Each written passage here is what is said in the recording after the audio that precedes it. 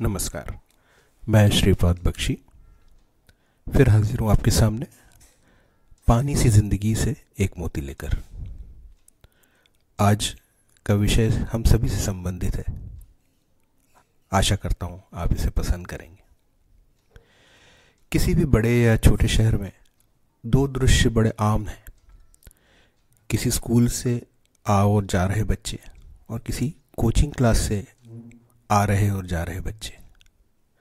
एक समानता इनमें यह भी है कि दोनों स्थानों पर एक ही बच्चा उपस्थित है। इस प्रथा की शुरुआत उसी समय से हो चुकी थी जब सरकारी स्कूल अपने चरम पर थे।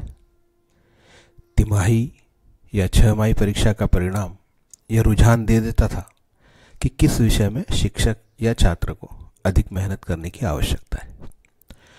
तदनुसार स्वयं छात्र या कुछ ध्यान देने वाले अभिभावक उस विषय के लिए एक ट्यूशन का प्रबंध कर देते थे।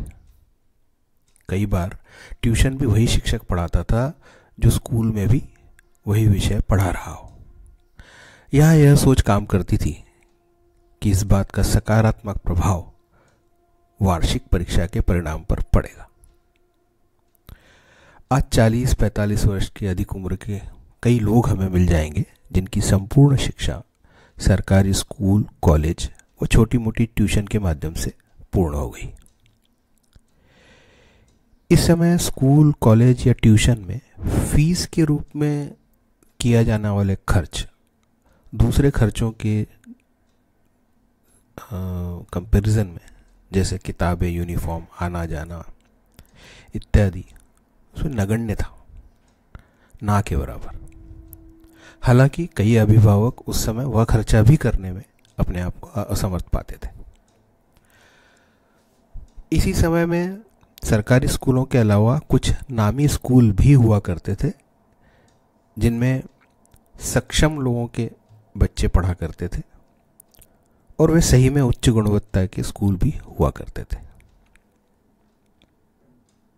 इसके बाद धीरे धीरे प्राइवेट व अंग्रेजी मीडियम के स्कूल खुलना प्रारंभ हुए। इनका प्रचार प्रसार, सुविधाएं और मार्केटिंग सभी को प्रभावित करने लगी। बच्चों के भविष्य पर अपना सर्वत्र न्यौछावर करने की मानसिकता रखने वाले अभिभावक अब अपने बच्चों को सरकारी स्कूल में डालने पर हीन महसूस करने लगे। स्वाभाविक रूप से प्राइवेट स्कूलों ने एक व्यापार का रूप ले लिया और फलने फूलने लगे, और साथ ही साथ सरकारी स्कूल नेपथ्य में जाते रहे।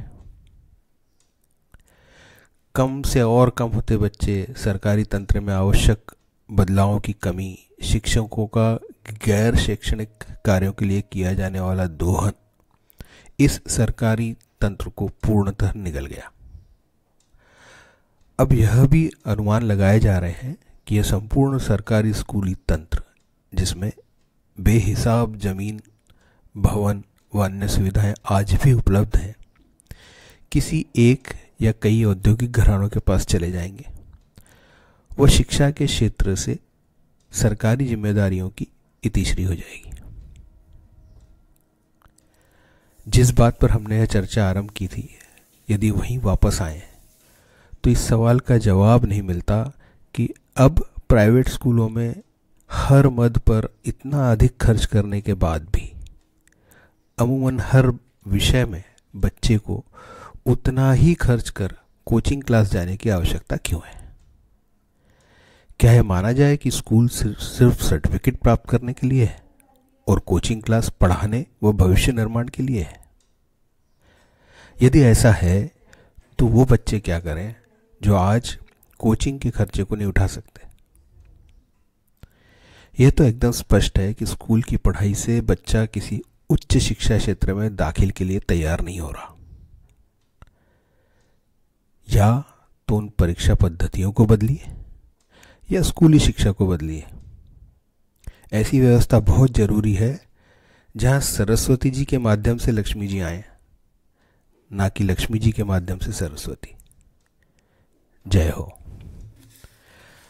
कृपया इसे लाइक, शेयर और सब्सक्राइब करें और कमेंट्स के माध्यम से आपके विचार भी साझा करें। धन्यवाद।